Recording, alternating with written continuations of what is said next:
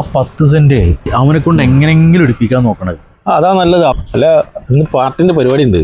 അപ്പൊ അതിന് മുന്നേ നമുക്ക് ആചാര്യൊന്ന് കാണണ്ടേ? ആചാര്യ അതിന് രാവിലെ തന്നെ ആ പാടത്ത് പോയിക്കണ്. ആ ബായിച്ചക്കൻ അവിടെ എന്തോ പണി ഉണ്ടെന്ന് അറിഞ്ഞിട്ട്. അനക്കല്ലേ ബായിന്റെ പാട്ട് കേൾക്കണം അറിഞ്ഞിന്ന്. ആചാര്യ എടുത്ത് കണ്ടു പോവാ പാടത്തേക്ക്. നാട് പോവാ. ആചാര്യ അസ്സലാമു അലൈക്കും. വലൈക്കും മുസ്സലാം. ആചാര്യ എന്തൊക്കെയുണ്ട് വിശേഷങ്ങള്? തരക്കടില്ല റിയാസേ, സുഖം തന്നെ. പിന്നെപ്പോ ഞമ്മളൊക്കെ പ്രായമായില്ലേ, ഈ കിട്ടണതൊക്കെ തന്നെ വലിയ ഭാഗ്യം. അല്ല ആചാര്യ, എവിടെ നിങ്ങൾ അതിഥി തൊഴിലാളി ജമാലിൽ മുന്ന? അവൻ ഇവിടെ എവിടെ ഉണ്ട്? എടാ മുന്നേ മുന്നേ, ആ മുതലാളി എന്താൾക്കാര് ഞാനിവിടെ ഉണ്ട്. ഇജ്ജ് അവിടെ നിന്നാ പോരാ, ഇങ്ങോട്ടൊന്ന് വാ.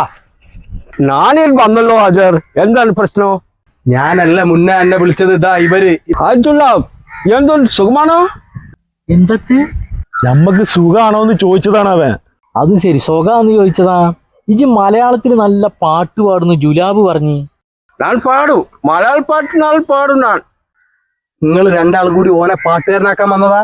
ചങ്ങായിമാരെ, ഓനക്ക് ഒരു പണിയും ചുരക്കുള്ള ആളാണ്. ഓനെ പിത്തനാക്കരുതിട്ടാ.